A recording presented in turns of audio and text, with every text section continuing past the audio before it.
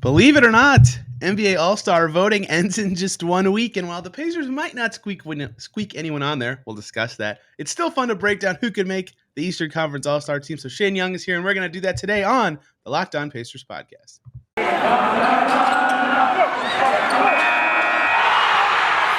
You are Locked On Pacers, your daily Indiana Pacers podcast, part of the Locked On Podcast Network, your team every day.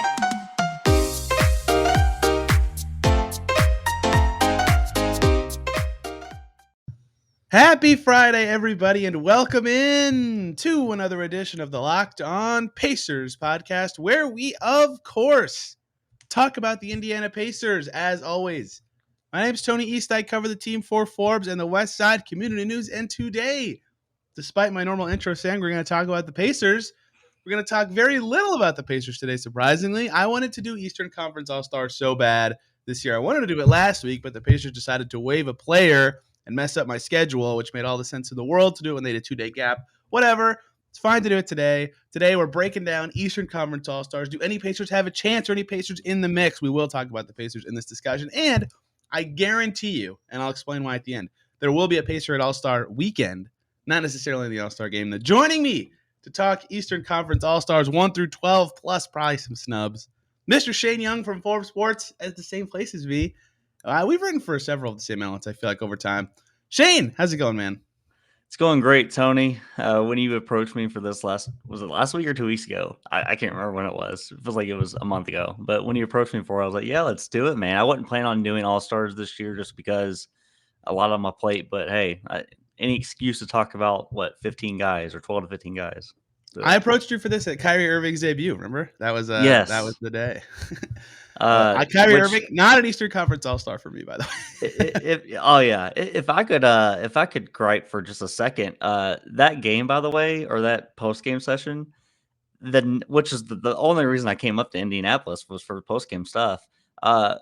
Kyrie, James Harden, and KD spoke for 1.5 to 2 minutes apiece. Wow. It was like, Kyrie was like a little bit longer, but Harden and KD were like 2 questions out. So kind of a bad move there by the PR, but whatever. I heard it was short. We came out of our Pacers interviews, and this is we'll go behind the curtain before we talk All-Stars with listeners here. Usually, this is always how it is that the stars take the longest to shower and like do their social media crap after the game, and then they do media, and their media is really long because they're a star and they're like the face of all the questions and stuff. So usually in that game like that, we would get done with Pacers, and I would go in the road room and do the road players. You did that for the Warriors one. The Warriors was exactly like that, exactly. Usually also for the Warriors and the Nets in particular, those are 2 examples. For big teams like that, they put it in a different room because there's more road media, and they did that for the Nets too. So I was expecting to leave that Pacers one where Lance had a huge game, and we had Sabonis, and we had one other player, and talk to the Nets guys. They were already done. They already cleared out. I was really surprised by that. There are 2 Nets on my All-Star team, but how I want to do this, Shane, I told you this already. We'll do locks first, transition into the rest of our teams and kind of guys we snubbed, and then talk about the Pacers at the end here, despite that I think everybody listening knows there's very little chance a Pacer makes this team, barring a miraculous next 6 days from You mean to tell me I won't see Malcolm Brogdon in Cleveland? Brogdon had a pretty good shot last year before he got hurt in December, but I don't think this is the year that Malcolm Brogdon breaks before he got hurt should be the tagline for his career, right? Yeah. So I color-coded my picks. I did not send them to you ahead of time, but I had 5 players that without looking up anything, without thinking a second thought about the Eastern Conference of the NBA this year that I said, yes, on my team, 100%. Do you have more or less than 5? 5 total out of 12 locks? Yeah. Or out of 12 players, I had 5 for sure locks. They could get hurt right now. They're still going to make the team. Ooh, I think I go 6. Maybe 7. I bet I know Maybe your 7. 6 is. Okay, so this is an easy one. People who barely follow the NBA, if this is the first show of mine they're listening to this year, I bet they have these 3. No doubters. Joel Embiid, Giannis, KD. No, don't even talk about their resumes. Don't even talk about their teams, their record. I don't care. They're in. They could announce their retirement tomorrow, and I'd still put them in, and I don't care. Yeah. Those 3 were the first 3 names I typed. Then the number one seed in the East has the confusing crap about the ballots this year is DeRozan's a guard, even though he doesn't play guard. But I get why he's a guard. I don't care about that like everybody else. Levine, to your point there, Tony. Like I haven't cared about the DeRozan thing because if you're a lead ball handler in the clutch, like I don't care if you're designated a guard or forward. Like you're a backcourt player in my sense. If you're the lead ball handler in those moments. But, yep. Yeah, I've seen DeRozan kill the Pacers twice this year and hit an insane buzzer beater. One of the best shots I've ever seen in person. It was sick. Off one leg, just chucks it from 30 feet. He was a lock for me, and Levine was a lock for me. Those are my 5, and I didn't actually end up putting Levine as a starter after thinking about it, but he still was a lock, which is dumb. But those are the 5 guys that I was doing, and for one player, my research was a joke. But those are the 5 players that without Googling anything, before I open another tab of preparation for the show, I type their names down. Do you have more or less than those guys? I'm assuming all 5 of them are on your team. I think, all those guys are on my team. I went with more locks probably. I'm not sure if we want to get into like all. Do you want me to say all of my locks? Yeah. Well, do you have those 5, and then who else do you have? Yeah, those 5. Plus, I think I'm not sure if you said James Harden. I think James Harden's a lock. To me. Okay. I said this. He's the guy I put in as a starter instead of Levine. But I actually did 2 seconds of Googling before I typed his name down, which made me make his name yellow on my sheet instead of green, which is unfair. I mean, he should be. The reason that James Harden didn't just run to the front of my mind, I typed reasonings down for the players on the side. This is a terrible reason, but are you ready? I put forgettable season compared to last season's. And that is not a good reason for a guy not to be an all-star because he's been amazing and at times the best player on the second best team in the Eastern Conference this year. But like every stat is down compared to like the James Harden that we know for forever and ever, which is, again, that doesn't mean he's been bad. He's been great still. It's just, it doesn't stand out as much. Like shooting the second worst percentage of his career, not shooting well from 3 for the first time since he was a sophomore. Scoring's down, assists are down. And like some of that's that other Nets guys have the ball more, but some of that's that he's just playing a little worse coming off of that hamstring thing from last year. So he didn't just immediately run to my head of like, I got to get James Harden on my starting 5, but he definitely deserves it. It's kind of wild to think that Harden is having, and when you put it in these terms, it's kind of crazy. Harden's having his worst year since becoming a Rocket, probably. And that was, I was graduating high school. And I'm 27, so like he's been sustaining this success for a long time. So I'm not sure if this is the decline per se, but it has been a down year for him. But I just happen to think like after watching what he did the other night, was it against Chicago? 25, 16, and 7 on just on great clutch play.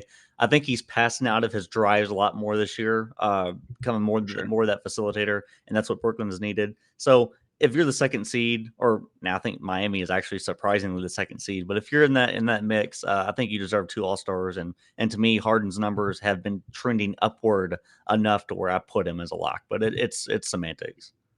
He scored 39 in a breakout against New Orleans in November. Since then, 25 and 10.5 per game. Like he's still really good and for sure should have been a lock for me. There was just like, and this is something funny about NBA analysis in general is like the perception of your first 10-ish games carries through a lot of the season. And his first 10 games they weren't bad, but compared to James Harden, we know we're definitely not that good. And the free throw rules definitely changed and affected him a little bit, despite people not admitting that to some extent. So yeah, he's totally out of the slump. He's an amazing player this year, but it felt a little different than last year. So I wasn't like, I got to type James Harden right this second lock, but I probably should have. I mean, he is like a 5.5 for me when I did the list. So that makes sense. And I'm glad you and I are in agreement that my starters for the Eastern Conference All-Star team this year is DeMar DeRozan, James Harden, Kevin Durant, Giannis Antetokounmpo, and Joel Embiid. That is my starting 5 as well. That's good. I mean,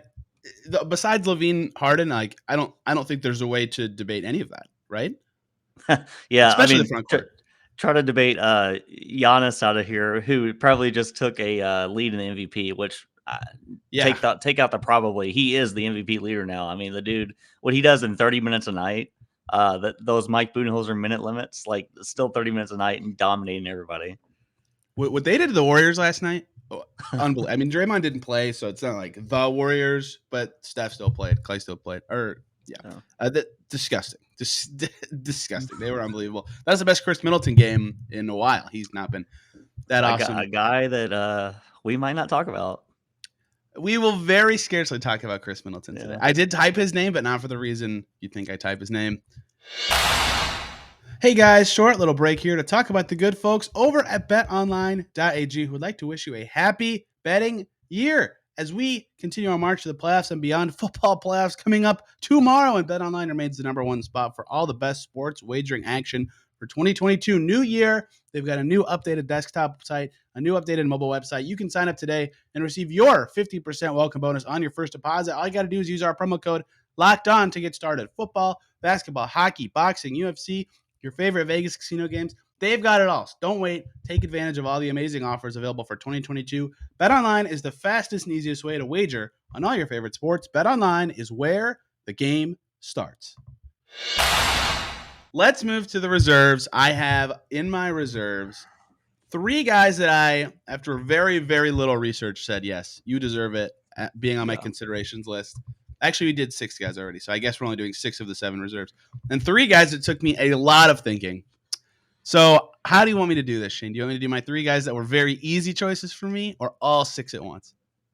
Yeah, probably do the let's break it up. Yeah. Okay. The 3 bench guys that took me about 1 millisecond of research to slap on my bench.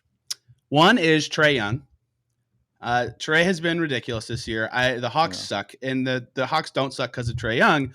The Hawks suck because somehow a team Nate McMillan is coaching is terrible at defense. It makes no sense how bad their defense is, especially compared to last year. And they've had so many guys in and out of the lineup this year. And I understand Trey is a massive factor in their defense not being better than, I think they're bottom 5 in defense and top 5 in offense. They were, at least the last time I checked. For a while, the Hawks and Hornets were the Spider-Man meme because they were 2-3 in offense and 29-30 in defense. I mean, that's probably gotten a little bit better for one of those, but right. So that that's the Hawks' obvious problem is their defense, but Trey is doing everything he can to get them out of this. 28 points, 9.4 assists per game, career high shooting from deep, career high shooting from the field in general, still killing his free throws. I mean, his on-off is hilarious this season. So he is not the reason the Hawks are struggling, and I don't think anyone thinks that or anything. I think they're 6.5 points per 100 better with Trey on than off. So, he plays with more starters and stuff like that. And I kind of hate on-offs in general, but he's not the reason they're bad, and he's been unbelievable. He was one of my 3. The second of my 3, which took very little research, was Jimmy Butler. This one was a little tough. There's a face. My first ooh from you. Jimmy Butler was tough for me because he's missed a lot of games. Lot of games. We're at the halfway point, basically. He's played 23 games, but he's been super good this year. This might be the best scoring year Jimmy's ever had.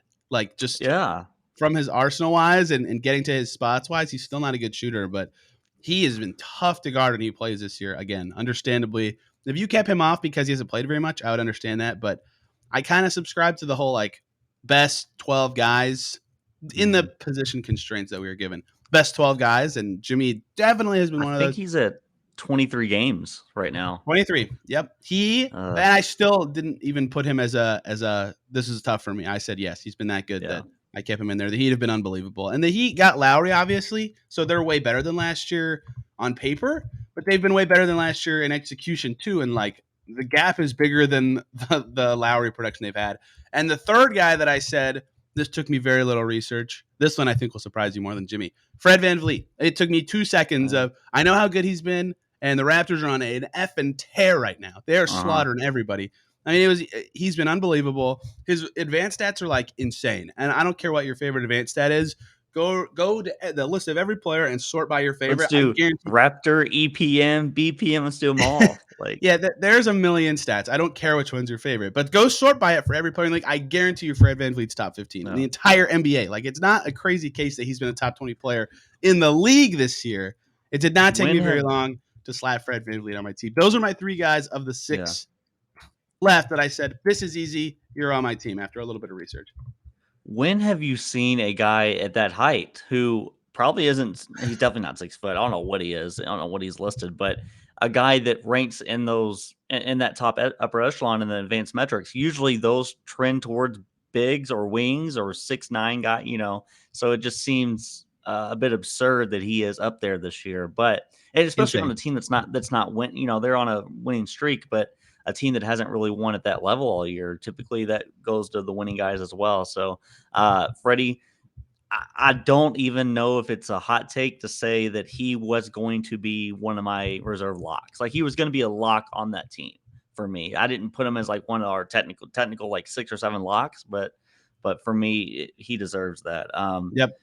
Trey, you mentioned, is one that the Hawks have been a massive disappointment, and I think it's one of those scenarios where you expect the team, or you should not expect the team, to just come back after a pretty good playoff run and be the same team, or just replicate that same formula. You have to work to get to that, and obviously they just traded away Cam Reddish as well. So I'm interested to see what the Hawks do the rest of the year. I would bet against them being like this.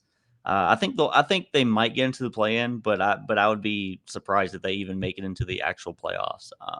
But Trey Young has been awesome individually, sneakily like Russell Westbrook type usage now. 35% usage, like prime Russ, obviously. Usage. I kind of wouldn't 35. expect Holy that. cow.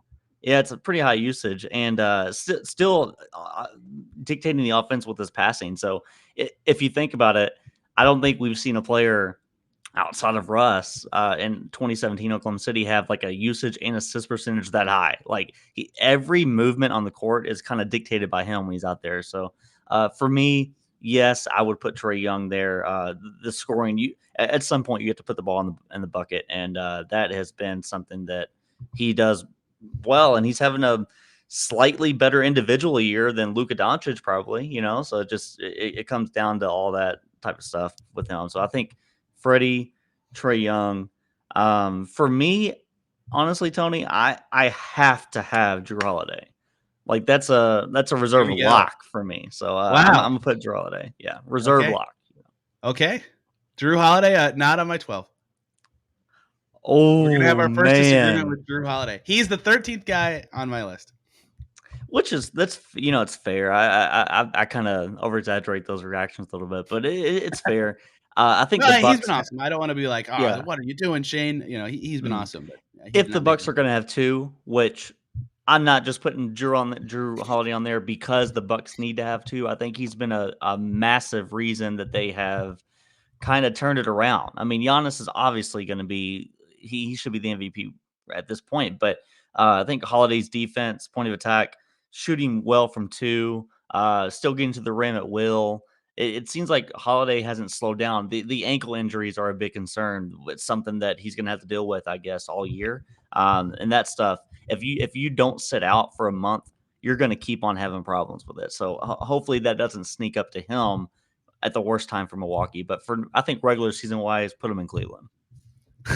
Yeah, he's been really good. I don't want to belittle Drew Holiday, but the Caitlin Cooper methodology came into my head a little with him.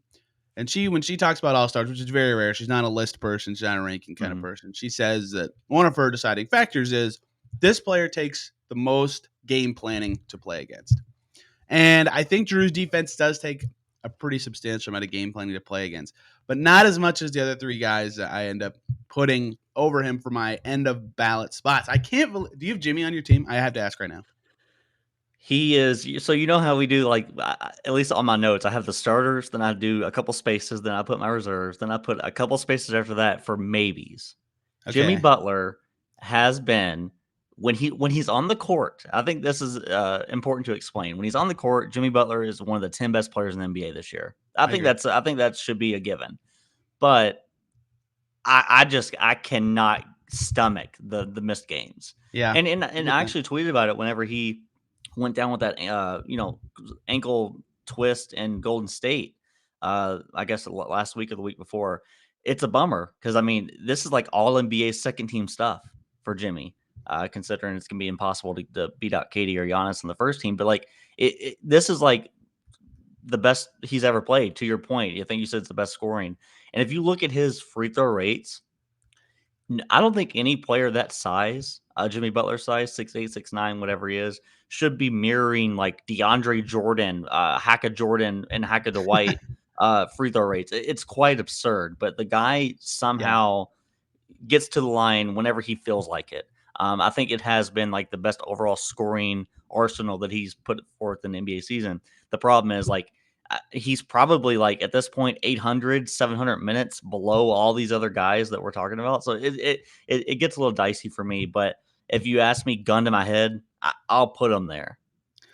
I was gonna ask, I was wondering if in our like mostly lock section, if we had two guys between each other that one of us didn't have on their team completely, which would have been fascinating. Jimmy's gonna be a hilarious case of like how much did you watch him in your career when he retires? Because basically since he's been on Minnesota, or the season he started on Minnesota and did that practice thing to get out of that team, if he doesn't make All-Star this year, which I get it, he only played 23 games so far, he'll have a 4-season stretch where he made All-Star once, despite probably being a top 20 player in each of those seasons. Because injuries last year, injuries this year, and no one wanted to put him on the East All-Stars. The year he got traded from Minnesota because he threw a fit to get out of there. He didn't make the All-Star team? Did he make the All-Star team the year they went to the finals in the bubble? I can't remember how we did that. Yes, okay. he did. Yeah, they had All-Star in Chicago before COVID really changed the league that year. That was the only year he'll make it in a 4-season stretch if he doesn't make it this year, despite him being and like injuries are a valid reason not to name someone an All-Star. But again, like and Nate Duncan said this a while ago, and I maybe overthink this thought in my head, but he said something like, when it's 2045, the year is 23 years from now, and we open a history book, like in theory in your brain, you're going to expect that the 24 All-Star names you list were the best 24 players in the league that year, right? Like and like I suppose I get why you go on merit at the time of naming the guy, but we're not going to look back in history and be like, wait, Jimmy Butler wasn't one of the those guys, like 3 out of 4 years like that. That's kind of crazy to me. But in the moment, I think insane. I think that's a hilarious point to make, and I've actually like kind of tried to apply that context to when you're looking up like older guys. So for example, I'm just going to throw out a random name. For example, if you look at like Jerry West and you looked at his basketball reference page, and you saw that he wasn't an All-Star for a season or whatever it was, you'd be like, man, he didn't have a good year. And I think that is like a big problem, is kind of like designating not an All-Star to not having a good year.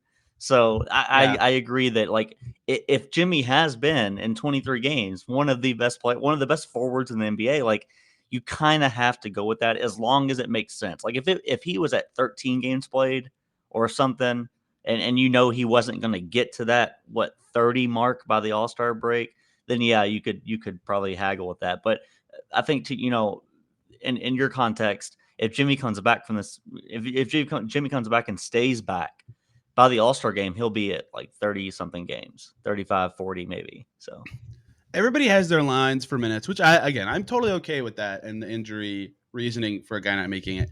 If Jimmy plays every game between now and next Friday, when the voting ends and the coaches decide the week after, he'll probably have about 900 minutes when it's time to decide. That's really close. I think a lot of people use 1,000 in general. Yeah. If he's that close, he's been that good that I'm okay with it. So is he your only front court, or is he a back court? Is he front court? I have him as a front court on my bench. Okay, is he your only front court you've named so far? That is correct, yes. Okay, got it. That's correct.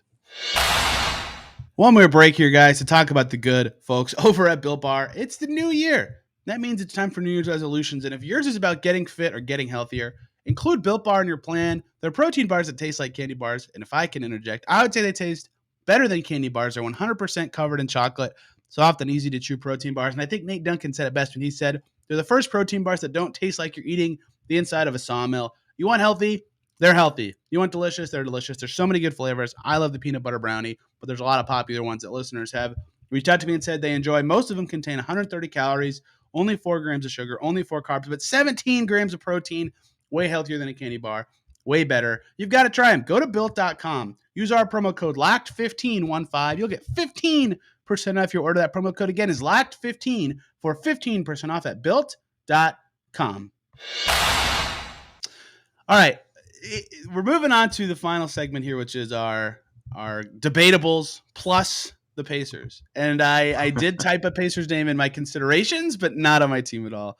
I think it's obvious. We don't have to beat around the bush here. I mean, how much time did you give Sabonis in this thought process? 2 seconds, 3 seconds? Not 2 seconds, but not 5 minutes. Yeah. I'll say I gave Sabonis as I told you before we were on there, a Starbucks waiting for my coffee line considerment. I think Sabonis has been awesome for a permanent perspective and for the Pacers. I was having this debate with someone locally who just watches basketball for fun and does like fantasy stuff. And he said, like, oh man, like Sabonis hasn't been as good for me as he was last year. I'm like, being at a couple Pacer games, watching, I would say watching a little less than half of their games so far this year. You've obviously watched them all. I think you could argue like he's been just as good, if not a little bit better in some areas. I would say he's been a better individual player this year, and maybe that's a hot take, but I think inside of 8 feet, this guy has went from super efficient to like one of the most efficient bigs in the NBA inside of 8 feet. It's been awesome to watch teams like whenever we were at that Brooklyn game decide we're just going to send hard doubles every single time because we can't really do anything with this guy when he gets it on the block, especially if we're small. So I think Sabonis deserves. I think he merits a case. It's just if the Pacers had won, let's say they win 8 more games than what they are now, then you'd put them in. But I'm going to go with the record and say no. Yeah. Yep. The record is obviously like that. No chance anyone on that team deserves it. Like that's why Van Vliet being like so obvious to me is kind of strange. And the Raptors and even they're over 500, right? Yeah, they just won 6 in a row, so he deserves it for sure. But like a week ago when we were going to do this, there was a very heated Garland Van Vliet thing going on online, and then it was kind of interesting. But now that the Raptors did this thing, it's not interesting. Van Vliet deserves it more. With Sabonis, I think you could make a case. You just said perhaps his most impactful season of his career. I think you could make that case on a per touch basis. This is kind of wild, but just the way his career has gone since joining Indiana, right? The season he gets here, he's barely 17, 18. Yeah, he's coming off the bench and wasn't quite as impactful. But basically, since Vic's injury season, he's had a higher usage. He's 0.1% away from this being his lowest usage season as a Pacer. Which is crazy because he's their best player on offense, right? So that kind of makes it hard to contextualize that he's been better than prior seasons, like his numbers being lower, because that season, that 18-19 season where he really popped off the bench, he was still coming off the bench, and then as a starter, right? Vic's hurt, so he gets the ball a lot, and then they trade for LeVert, and then Brogdon gets hurt a bunch, and then Turner, and he's had opportunities to have the ball a lot more this year. Still a lot of injuries, but the opportunities for him to be like Captain Sabonis running the team are fewer, so his usage is down. His numbers aren't as good, but I think on a per touch basis, you could argue he's been just as good as any year of his career, if not better. Like per 100 possessions, best scoring year of his career, best rebounding year of his career, still an incredible assists number for a big like him. 64% on twos this year, easily career high. Like he's still playing very well, but the team is not at all, which kind of ruins his consideration. And he's always been on the fringes anyway, and the East is better. So I did consider him for sure. Like his advanced stats, like I talked about that Van Vliet argument. Start by your favorite advanced stat. Van Vliet's top 15. Sabonis probably top 20, right, in the league for a lot of them. But yeah, a lot of the with all the rest of the factors at play, I did not put him on my team. I'm glad you didn't as well, so we don't have to spend forever discussing this. No other Pacer even crossed my mind. Brogdon's been really good when he plays. Hasn't played nearly enough on a 15-win team to make it. Yeah, I mean, I literally looked at Miles Turner's numbers for maybe 3 seconds, and I was like, I'm gonna close this tab real quick. So, I mean, it's cool. Like I love Miles Turner's my favorite Pacer. I think that should be said, but we shouldn't even be mentioning the name in this All-Star discussion. I do want to ask you a question though, because we're gonna name someone, I assume soon, but and I guess I'll go ahead and name it because it kind of goes into the Sabonis thing. It is kind of crazy to me. Like we look at these All-Stars and we're trying to pick the best guys. And I think Cleveland deserves a guy. And I think Jared Allen is going to be my big or another front court member next to Jimmy Butler for me on these reserves.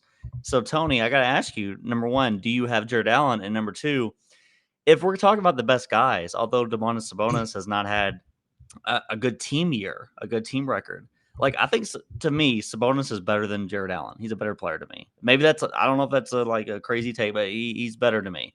So it's kind of weird that we're kind of parsing through this, and does Jared Allen deserve it over Sabonis? I mean, the answer is yes, because of Cleveland's record and his dominance defensively. But those guys, I think, are a good case study for is the better player actually on the All-Star team? Jared Allen is on my team. I can't believe you actually have Jared Allen. I thought that was going to be my biggest take, air quotes on take, on this episode. Is yes, Jared Allen is on my 12-man roster, which is crazy for him. What a season! Mm-hmm. I think Sabonis has been better, but this kind of a lot of game planning goes into Allen's screen and dive ability. His defense is miles better than Sabonis this year. I mean, he's become such a good mobile defender. Like he was a pretty good defender last year, but he can move way better now. And a lot of guys their defensive impact jumps when they play on a better defensive team because their role is easier, and that's really happened to Allen too. Like Mobley stepping in and masking a lot of his deficiencies allows him to not free safety roam, but have easier jobs, and he's done a great job with those. Did you know Jared Allen leads the league in 2-point percentage? I did not. Was it? I'm gonna guess 70 something. 71.3. 71. And hey, for that to be higher than Gobert. Yeah, better than Gobert. His shots aren't hard, but he makes them. If anyone could shoot 70+%, they would. Yeah. Garland sets him up and makes his life very easy. I always say Sabonis is the best screen setter in the league. Allen is coming for his crown. He's an excellent screen dive kind of player. Yeah, it was pretty easy for me. 11 rebounds, 17 points a game. Really good defense on a very good team. Been a big reason for the success. Yes, I had Jared Allen. It was not very hard for me. If Brooklyn could somehow still have him, I swear to God, man. They gave him away. They gave him away in that deal. Oh, that was unbelievable. Imagine if the Rockets just kept him. I didn't. Oh, he went to. Yeah. That's what. Yeah, he got rerouted. Yeah. Unreal work by Cleveland. You mean to tell me Christian Wood's not better? All right, I have two more guys that took some thought, a lot of thought, and I don't even know what we're up to now in terms of players total. I'm at 10 because of Allen was my 10th. The only two guys I have not told you that are on my team. One is Jason Tatum. I think Tatum's going to be on your team. The Celtics have been unbelievably depressing this year. Finally on a 3-game win streak for only the second time this season. Tatum's still I can't believe I even have to quibble over a 26-8-4 guy, but here we are. Definitely his worst shooting year of his career by a mile. He's sponging more possessions in general for them and career high turnover rate as well. Not the best season of Tatum's career, but still an unbelievable player. So, he was my 11th. I mean, you can also add there needs to be a basketball reference column for getting called out by teammates percentage-wise. He would lead that. Or Jaylen Brown might lead that as well. Hey, man, you don't have to quibble with me for Tatum because you did say career high turnover rate, but he still doesn't turn the ball over a lot. It's at 10.8%. It's not like he's this turnover machine. So, Boston's problem collectively is that they don't pass the ball well, and they just make the easy pass. They just make the next direct line drive pass. They don't want to try to create. They don't want to play, make, and create and get guys open. So I'm not going to sit here and argue with Tatum because the numbers are what they are. It's kind of like the Trey Young thing. I think it's exactly like the Trey Young thing. The leader of the team, I guess he deserves it per se, but it's not sexy. It's not going to be. And I think a lot of people in Boston will probably tell you Jaylen Brown is just as good and Jaylen Brown deserves a look if Jason Tatum's going to get there. But I'm not giving you 2. If you're under 500 and you want 2, I'm going to laugh you off the stage. Sorry. Yeah, Jaylen's not on my team either. They're exactly 500 to their credit now. Maybe they win every game next week and Jaylen can sneak in. Jaylen is on my considered tab, but he did not make my team. So we have a very Jaylen. I think I have passed more than Jaylen Brown this year. It's bad. Who's our only difference right now? I had you had Drew in there, and I had Jimmy, and is Jimmy your last guy? So let me count: 5, 6, 7, 8, 9, 10, 11, 12. So Jimmy, I'm actually going to say Tatum would be my last guy, but yeah, I think that's the 12. Who's the one you haven't said yet? DeMar, Harden, KD, Giannis, Embiid, Trey Young, Drew Holiday, Zach LaVine, Fred VanVleet, Jared Allen, Jason Tatum, Jimmy Butler. Okay. And it's not beautiful that we have all these agreements. You want to be different, but I guess I could shout out some guys. Well, I haven't said my 12th guy yet. My guy who I have that you have Drew for. Oh, who's the difference? Because I have Harden, DeRozan, Giannis, KD, and Embiid starting, and then Levine, Trey, Jimmy, Tatum, Jared Allen, Van Vliet. That's my 11. My non-Drew Holiday pick, I think it's obvious. There's only one other guy who even makes sense instead of Drew, right? I said his name earlier. You said him earlier? I said his name earlier when we were talking about Fred Van Vliet. Well, I think LaMelo deserved a look. LaMelo is the number one guy on my considerations tab, yes, but it's not LaMelo. Oh, I don't know, man. Wow. I think this one it took some research, but I got there easily. Darius Garland is my last. I have him on this little. Yeah, Darius Garland should win Most Improved Player for me. He had his first career triple-double a few nights ago. Understand that triple-doubles have lost a lot of meaning, but it's still a very impressive night. Ridiculous offensive player. Like that dude, the Cavs going from terrible to awesome. And this kind of goes with using my own theories to describe this is unfair. But I always come to the theory that lead, guard, play, or the guy controlling the ball play is the most important thing to go from to improve, right? The Lakers giving Russ the ball a bunch has made them worse, right? It's kind of obvious at times when it happens. De'Aaron Fox becoming good made the Kings good and tolerable for a little bit, right? Like it's not rocket science. Yeah. Garland going from okay to OMG, this guy's amazing, is to me the biggest reason the Cavs are good now. And he's been ridiculous this year. He controls their entire offense. He can finish from anywhere. He's shooting well from deep. He sets up his teammates extremely well. Definitely some warts in his game. But I think from a game plan perspective, like he's the guy in the Cavs that you have to dictate your game plan for, of like sending two to make his passes harder and hedging higher on pick and rolls and stuff like that. He's my 12th. I think it wasn't that hard for me. I'd be curious to see numbers on Garland, Allen pick and rolls, like just from the ball handler perspective, role man perspective, and everything, and really like creating those open corner threes. I think Garland's been awesome. I think I don't want to like poo-poo on your pick, but I think LaMelo. I think LaMelo might be better. I think he's a better player, but to me, I would probably put LaMelo there if I had to, like if I had a 13th guy, I guess I should say it. But Garland's on the short list. I had and I even went really deep on these. I wrote down Tyler Hero for like some way off consideration. I listed a bunch of guards because I thought this was really guard I have 8 guys that's name I had to cross and whose basketball reference tab I'd open, and Hero is not one of those 8 guys. Well, wow. You know what made me write him down is because he's been the most durable on the second seed. It's true. Like, are they second now? That's right. The Nets just lost. You're right. Miami's second, and Bam hasn't played in months. Like it's kind of wild. But yeah, I'm not going to sit here. Garland's been awesome. If Cleveland gets 2 All-Stars at this record and in their home city, that'd be awesome. And yet, with Allen and Garland both being red names on my sheet, it wouldn't surprise me if they got 0. I mean, it would kind of suck for the season they've had, but it wouldn't shock me if Drew and LaMelo or someone else was the 12th guy.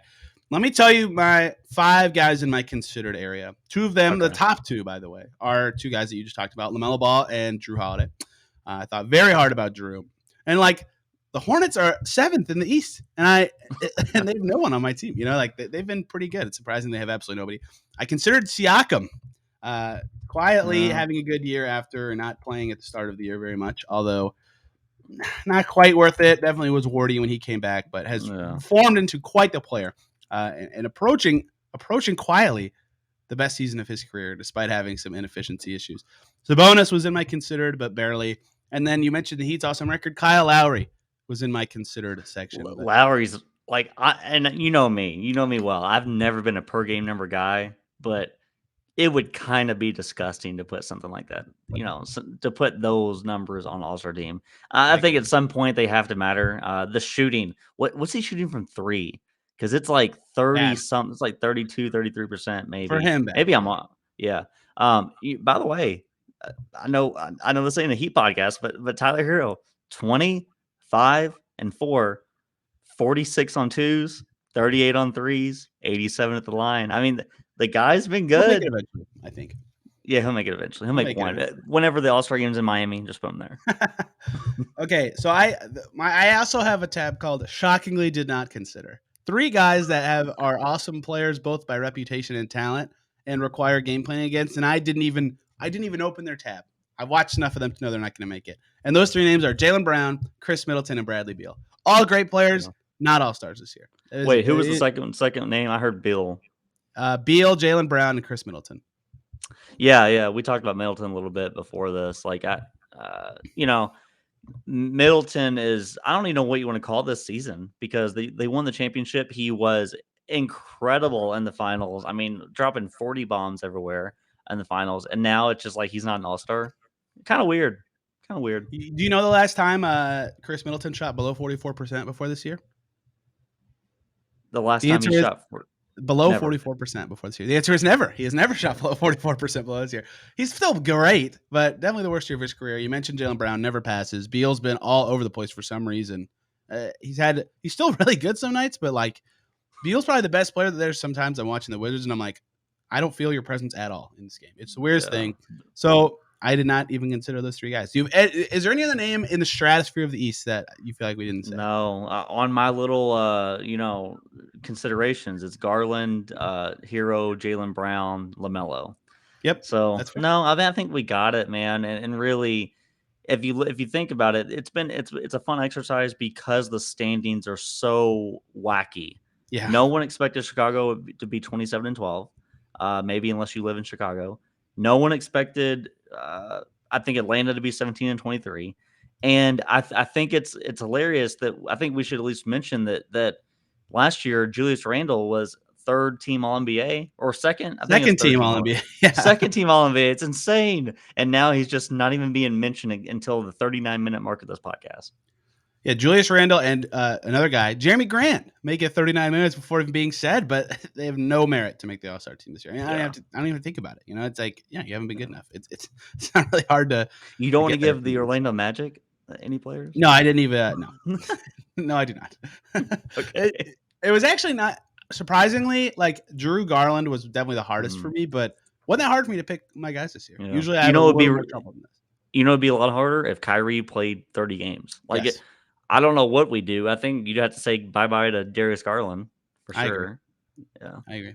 Yeah, it's tough. But that's my team, and we've made it 40 minutes, so I have to sneak this in there. There is the rookie-sophomore game at All-Star Weekend. No one cares about the rookie-sophomore game, but the way they do it is international players are on one team and American players on the other. World versus USA. Chris Duarte, a lock to be in that game. So if you are interested in All-Star Weekend as a Pacers fan, there is going to at least be one Pacer there. I mean, there's no way Chris Duarte's not on the international team. Sabonis should do skills every year. Just do that. Sure, he's made the finals 2 years in a row. Yeah. And I have this theory that the NBA tries to have a player from every team representing in some event, both for the content of that team's like site, but also just for fan interest reasons. So like that's why there's always some like I think they chose the dunk contest before they decided Sabonis was going to be an All-Star last year, and that's why Cassius Stanley was in it, so the Pacers would have somebody. He did really well, but. I always think they try to do that as the league, which I think is smart for marketing. Like that stuff doesn't matter. That makes sense. I mean, like the team I'm mostly, I guess, watching is the Clippers. Like Paul George is going to be off for missed games and stuff this year, and Kawhi's not played. So, hey, Luke Kennard, come on down. It's your hometown Cleveland and be in the 3-point shootout. Right. So, something silly like that always happens where everyone's like, why is this guy in there? And I'm like, well, I think they try to get someone from me. I don't think that's like that crazy. I don't think it's possible for every team, but they usually get about 28. They usually like I bet the Magic don't have anybody for anything. What would they even have? So it's tough for them, and I get why. But I think that's something the NBA tries to do. I have nothing else to say today. If someone asks me, I'll post my screenshot of my team, but I don't really want to. So, do you have anything else you want to throw in there? I don't think I have anything else All-Star wise. Are you going to do the West separately? Or you just kind of keep it the East? I'm not going to do the West at all. The Pacers not in the Western Conference. So. I might make my own list, but I'm not going to share it with anybody. For sure. I mean, I appreciate you having me on for this because it's always fun getting someone else's perspective on the cuts. And, you being a big Darius Garland stan, it seems. I am. This is awesome. So I am a big Darius Garland fan. The Cavs are. I try to sneak the Cavs in as much as I can on my nightly watches because any team that's surprising compared to expectations that much, I'm like, oh, I have to, figure out why. And watched a lot of Cavs, and he's been very good. And they played the Pacers a couple times this year already. So, Shane, thank you for the time. Where can people follow you and all your stuff? You can follow me on Twitter at YoungNBA. Very simple. I'm not NBA YoungBoy, despite people thinking I have mixtapes out all the time. That's not me. But yeah, I'm going to drop some stuff this coming week on Forbes Sports. So same place you see Tony's stuff, you'll see my stuff. That's right. Highly recommend Shane as a follow. Covers the whole league very well. Of course, this show is at Locked On Pacers, and I'm at D East NBA. Sorry for the late release, everybody. I am the worst planner ever and don't know how to communicate with people about what Thursday and Friday mean as days. We won't go too much into that, Shane, but I'm stupid. So I apologize if you missed it on your morning commute. Hope everybody has a great weekend. Next week, we're talking something pretty cool on Monday, the 1-year anniversary of the Victor Oladipo Caris LeVert trade. I'm excited to look back on that and see where all the parties involved have been headed. Shane, thank you for the time. Everybody have a great weekend, and we will see you on Monday.